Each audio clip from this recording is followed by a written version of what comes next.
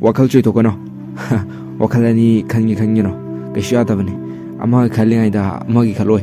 Kaisu yadabani wa aduna wakal ani khangi khangino. Thamoi hilongge kakaluno. Hini tonga ba soide kang segar kani. Aduna kharaga pap taw. Nang hidi ai khatane. Malam sida lei basa. Ai khata tangkhrabane hatak mopok sidi ai yoina.